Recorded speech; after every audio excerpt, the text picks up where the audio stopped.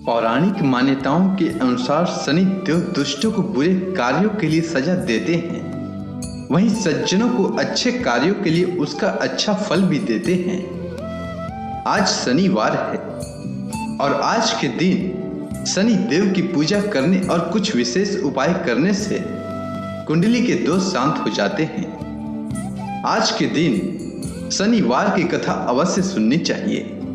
तो चलिए सुनते हैं शनिवार व्रत कथा। पौराणिक मान्यता के अनुसार प्राचीन समय में एक बार की बात है, सभी नवग्रह जो कि सूर्य, चंद्र, मंगल, बुध, बृहस्पति, शुक्र, शनि, राहु और केतु हैं, उनमें इस बात को लेकर विवाद छिड़ गया कि हम सभी में सबसे बड़ा कौन है। सभी लड़ने लगे, कोई कहता कि मैं बड़ा हूं तो कोई कहता कि मैं बड़ा हूं, और कोई निर्णय न होने पर देवराज इंद्र के पास निर्णय कराने पहुंचे। इंद्र इससे घबरा गए और इस निर्णय को देने में अपनी असमर्थता जताई, परंतु उन्होंने कहा कि इस समय पृथ्वी पर राजा विक्रमादित्य हैं, जो कि अति न्यायप्रिय हैं, वही इसका निर्णय कर सकते हैं। सभी ग्रह एक साथ राजा विक्रमादित्य के पास पहुंचे और अपना विवाद बताया, साथ ही निर्णय के लिए कहा। राजा इस समस्या से अति चिंतित हो उठे, क्योंकि वे जानते थे कि जिस किसी को भी छोटा बताया वही कुपित हो उठेगा। तब राजा को एक उपाय सूझा। उन्होंने स्वर्ण, रजत, कांस्य, पीतल, सीसा, रांगा, जस्ता, अभ्रक और लोहे से 9 सिंहासन बनवाए और उन्हें क्रम से रख दिया। फिर उन सभी से निवेदन किया कि आप सभी अपने अपने सिंहासन पर स्थान ग्रहण करें। जो अंतिम सिंहासन पर बैठेगा वही सबसे छोटा होगा। लौह सिंहासन सबसे बाद में होने के कारण शनि देव सबसे बाद में बैठे तो वही सबसे छोटे कहलाएं। उन्होंने सोचा कि राजा ने यह जानबूझकर किया है। उन्होंने कुपित होकर राजा से कहा, राजा, तू मुझे नहीं जानता।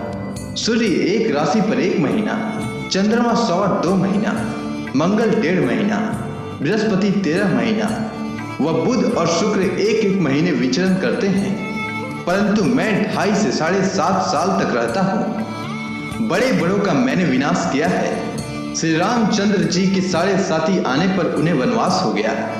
रावण की आने पर उसकी लंका को बंदरों की सेना से परास्त होना पड़ा। अब तुम सावधान रहना, क्योंकि अगला विपत्ति तुम पर आने वाला है। ऐसा कहकर कुपित होते हुए शनि देव वहां से चले गए। अन्य देवता खुशी खुशी वहां से गए। कुछ समय बाद राजा की 7.5 आई। तब शनि देव घोड़े के सौदागर बनकर वहां आए। उनके साथ कई बढ़िया घोड़े थे। राजा ने यह समाचार सुन अपने अश्वपाल को अच्छे घोड़े खरीदने की आज्ञा दी। उसने कई अच्छे घोड़े खरीदे। वह एक सर्वोत्तम घोड़ा राजा को सवारी के लिए दिया। राजा ज्यों ही उस पर बैठा, वह घोड़ा सरपट वन की ओर दौड़ा। वन में पहुंचकर वह अंतर्ध्यान हो गया और राजा भूखा प्यासा भटकता रहा। तब एक ग्वाले ने उसे पानी पिलाया। राजा ने प्रसन्न होकर उसे अपनी अंगूठी दी। वह अंगूठी देकर राजा नगर को चल दिया और वहां अपना नाम उज्जैन निवासी वीका बताया। वहां एक सेठ की दुकान पर राजा ने जल इत्यादि पिया और कुछ विश्राम भी किया। भाग्यवश उस समय सेठ की बड़ी बिक्री हुई। सेठ उसे खाना इत्यादि कराने खुश होकर अपने साथ घर ले गया। वहां उसने एक खूंटी पर देखा कि एक हार टंगा है, जिसे खूंटी निगल रही है। थोड़ी ही देर में पूरा हार गायब हो गया। जब सेठ वापस आया तो उसने देखा कि हार गायब है। उसने समझा कि वीका ने उसे चुराया है। उसने वीका को कोतवाल के पास पकड़वा दिया। फिर राजा ने उसे चोर समझकर हाथ पैर कटवा दिए। वह चौरंगिया बन गया और नगर के बाहर फिकवा दिया गया। वहां से एक तेली निकल रहा था, जिसे दया आई और उसने वीका को अपनी गाड़ी में बैठा लिया। वह अपनी जीभ से बैलों को हाँकने लगा। उस समय तक राजा की शनि दशा समाप्त हो गई। वर्षा काल आने पर वह मल्हार गाने लगा। तब वह जिस नगर में था वहां की राजकुमारी मन भावनी को वह मल्हार इतना भाया कि उसने मन ही मन प्रण कर लिया कि उस राग गाने वाले से ही विवाह करेगी। उसने दासी को उस मल्हार गाने वाले को ढूंढने के लिए भेजा। दासी ने बताया कि वह चौरंगिया है, परंतु राजकुमारी नहीं मानी। अगले ही दिन से वह इस बात को लेकर अनशन पर बैठ गई कि विवाह करेगी तो उसी से। उसे बहुत समझाने पर भी जब वह ना मानी तो राजा ने उस वीका को बुलावा भेजा और विवाह की तैयारी करने को कहा। फिर उसका विवाह राजकुमारी से हो गया। तब एक दिन सोते हुए स्वप्न में शनि देव ने राजा से कहा, राजन, देखा तुमने मुझे छोटा बताकर कितना दुख झेला। तब राजा ने उनसे क्षमा मांगी और प्रार्थना की कि हे शनि देव, जैसा दुख मुझे दिया है किसी और को ना देना। शनि देव मान गए और कहा कि जो कोई भी मेरा कथा सुनेगा और व्रत करेगा उसे मेरी दशा में कोई दुख ना होगा। जो नित्य मेरा ध्यान करेगा और चिटियों को आटा डालेगा उसके सारे मनोरथ पूर्ण होंगे। साथ ही राजा को हाथ पैर भी वापस दिए।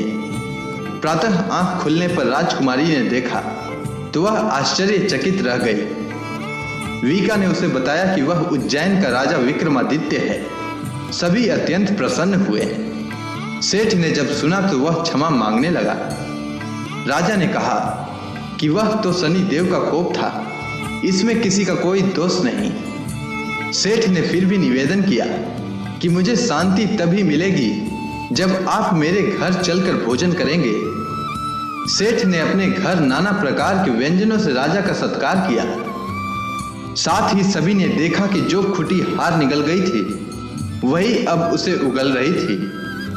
सेठ ने अनेक मोहरे देकर राजा का धन्यवाद किया और अपनी कन्या श्री कौरी से पानी ग्रहण का निवेदन किया। राजा ने सहर्ष स्वीकार किया। कुछ समय पश्चात राजा अपने दोनों रानियों मन भावनी और श्री कौरी सहित उज्जैन नगरी को चल दिए। वहां पूर्ववासियों ने सीमा पर ही उनका स्वागत किया। सारे नगर में दीप जलाए गए और खुशियां मनाई गई। राजा ने घोषणा की कि मैंने शनि देव को सबसे छोटा बताया था, जबकि असल में वही सर्वोपरि है। तब से सारे राज्य में शनि देव की पूजा और कथा नियमित होने लगी। सारी प्रजा ने बहुत समय खुशी और आनंद के साथ बिताया। जो कोई शनि देव की इस कथा को सुनता या पढ़ता है उसके सारे दुख दूर हो जाते हैं। तो बोलिए शनि देव महाराज की जय।